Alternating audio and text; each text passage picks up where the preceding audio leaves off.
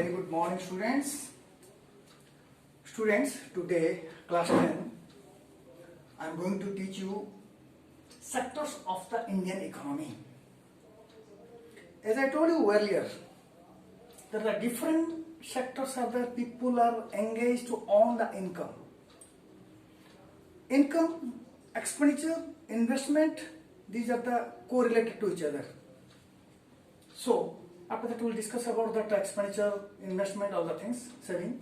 But first we come to you must know the activity which are conducted with an objective to earn the money. Any people, they are doing any activity to earn the money which is called as an economic activity. Another one which is not related to earn the money, like time pass we are doing, that is the non-economic activities. So come to the economic activities. On the basis of these economic activities can be classified into the three different ways. Number one, primary activity, secondary activity, tertiary activities. These three sectors of the economy we discussed earlier also. Once again, we are just going to discuss. Primary activity, people, those who are engaged, depends on the nature. By depending on the nature, they are engaged with the different activities to earn the money. That is called the primary activities. You can say village people, they depends on the agriculture, animal husbandry, forestry, fishing, all that comes under the primary activities or primary sector. Then secondary activity. Secondary activity, mostly two things are there. Construction is one of the most important, and building. These are the two things comes under the secondary activities. So, but it is correlated with the primary activities. Number three, tertiary activity, which is known as the service activities, rather than this primary service, whatever the activity, the remaining part is known as the tertiary activities, which is known as the service activities. People are engaged to solve on this sector. You can call as a driving, teaching, fishing.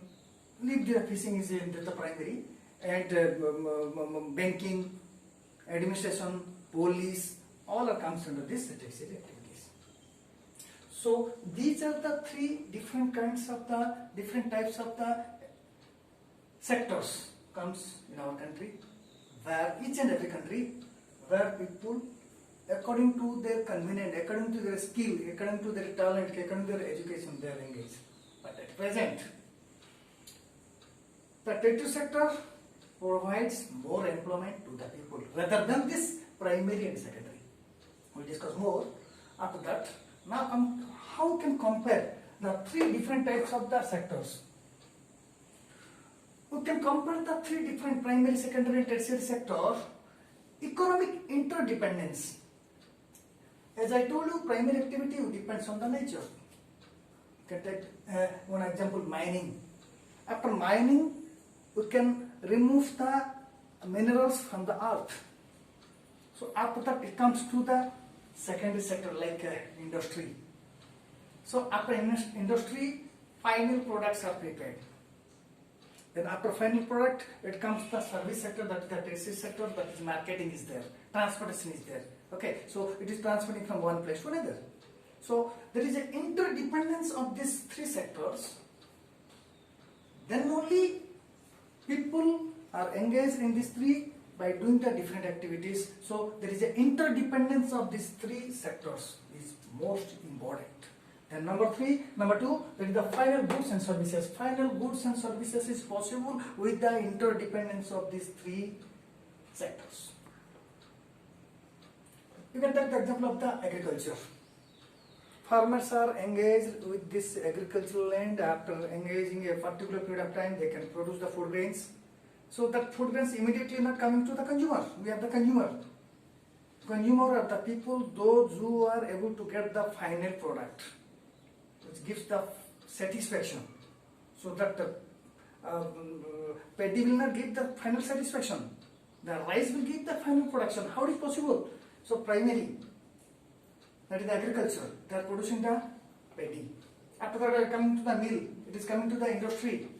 So they prepare the rice. So after that, through the market, through the different people, middle person, wholesaler, retailer, and it comes to the consumer. Marketing, which comes under the tertiary. So the final goods and services are produced with the help of these three sectors. Third but most important, gross domestic product, in which three sectors contribution is most important. So gross domestic product means the value of the final products produced by the three sectors, which are contributed by the three sectors, is known within the particular area, territory, that is called the gross domestic product. Each sector's involvement is most important. Otherwise, final product is not possible. Otherwise, economic interdependence is not possible. Otherwise, no interaction between the people are engaged in these three. Three sectors contribution is most important. So that is the comparing the three sectors. Each sector is important for another one. So without primary sector, secondary sector is not possible. Without secondary sector, tertiary sector is not possible. Maybe some of the sectors that can provide more employment opportunities, they can create more employment opportunities, but each sector's contribution is same. Without the contribution of the others, previous one, production is not possible. Final production is not possible. So now come to the third most important thing, the employment of the people in three sectors. As I told you earlier,